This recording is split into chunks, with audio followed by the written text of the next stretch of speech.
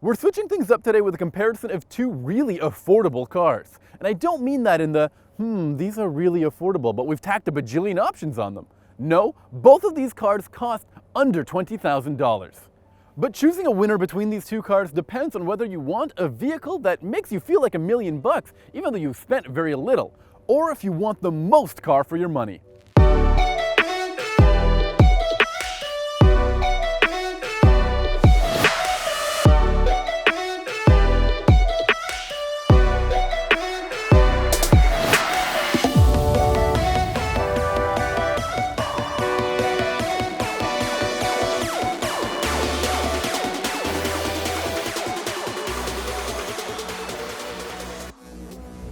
For 2018, the Honda Fit gets a pretty big refresh, and the model we have here is the LX version with the CVT and the Honda Sensing package, which comes out to about $19,000.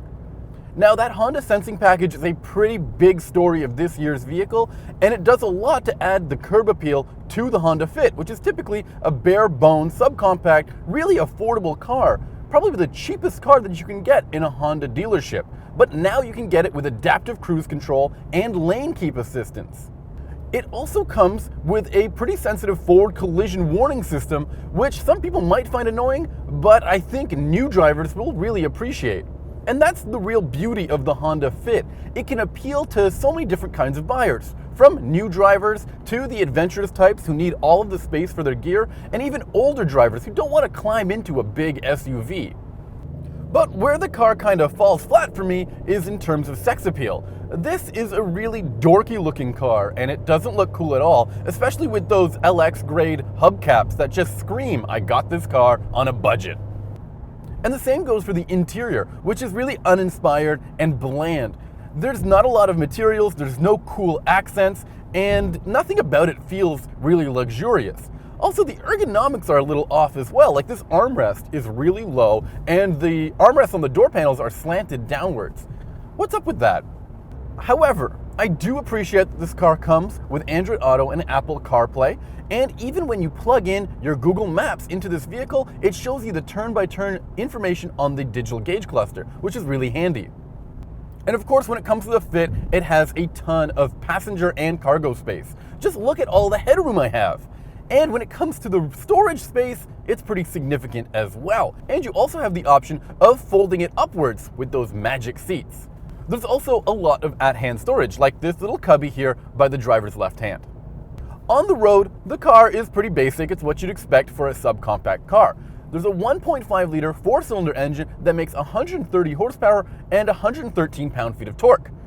Which is to say, if you wanted to get going, it's going to take a while. So I hope you have a lot of patience, and you probably shouldn't want to get anywhere in a hurry. However, the engine and transmission form a really efficient combination. You see, this car gets 36 miles per gallon combined, which is 4 more miles combined when compared to the Kia Rio.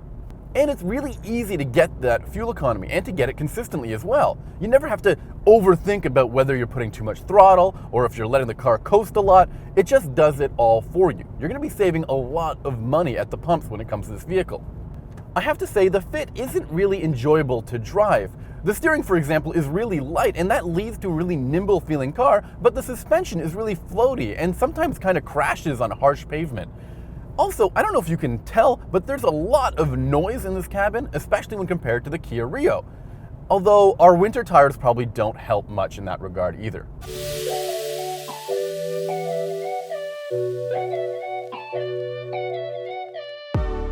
The car we have here is a fully loaded Kia Rio EX, which I have to explain is the top of the line when compared to the Honda Fit, which is more basic. However, this car is just $800 more than that Honda Fit.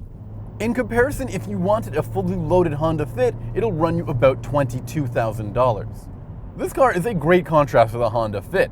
Just take a look at the way it was designed. Peter Schrader and the design team at Kia deserve a lot of credit for turning a subcompact car and making it look kind of cool. For example, on the exterior, this car has some really nice chrome bits, gorgeous looking alloy wheels, and flashy daytime running lights. And the interior is also really well done. For example, the steering wheel is leather and has some nice stitching, and the shift knob is also leather clad. And the fit and finish of this car is not what I'd expect in something that's a subcompact and really affordable, under $20,000. It really feels high-end, almost German. But there's a downside here. This car doesn't come with all of the fancy driver assistance technology that the Honda Fit with Honda Sensing comes with. This car just has automatic emergency braking, but none of that lane keeping or adaptive cruise control. And that's not all. This car also features some really nice leatherette feeling seats. It's not quite cloth, so it feels like you're classing up the joint, right? And I have to thank the Canadian demographic of viewers, because our car, which is a Canadian spec version, comes with heated seats and a heated steering wheel, which is pretty awesome in this class of vehicle. However, the American buyers, I'm sorry, you guys don't get that kind of stuff. Still, you do get some pretty nice equipment. This car comes with a 7-inch touchscreen, which features Android Auto and Apple CarPlay, and it works really well. It's much more responsive than the Honda Fit's touchscreen system. And when it comes to the interior, I will also admit there isn't as much cargo space, but when you leave the seats up, there's about 1 more cubic feet when compared to the Honda Fit with all of its seats up. Now, under the hood of the Kia Rio is a 1.6-liter 4-cylinder engine that also makes 130 horsepower, but a little bit more torque than what's found in the Honda Fit. It doesn't feel particularly faster than the other car, but I enjoyed driving this car a little bit more than the Honda. And that has a lot to do with more than just the engine and the transmission, although I have to admit that this car has a sport mode that actually makes the gearbox a little bit more eager to change gears and feels a little bit peppier as a result. I also liked the steering and the suspension of this car, which was more planted and confident feeling than the Honda Fit. In fact, this car just actually rewards you for pushing it into corners, which is a real big surprise for a subcompact vehicle. And finally, the Kia Rio is just a quieter vehicle overall to be in. And one final thing I really noticed between the two cars is that the brakes as well feel really confident and responsive. And that's because this car uses 4 disc brakes all around in the EX trim, while the Honda Fit uses drum brakes in the rear. This comparison paints a picture of 2 very different but good cars.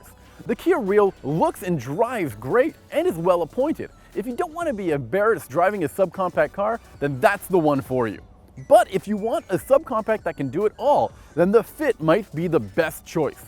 It's easy to live with and great to drive. It's also much more affordable, loaded with tech, and unbelievably practical. If you want the most car for your money, then the Fit is the perfect choice.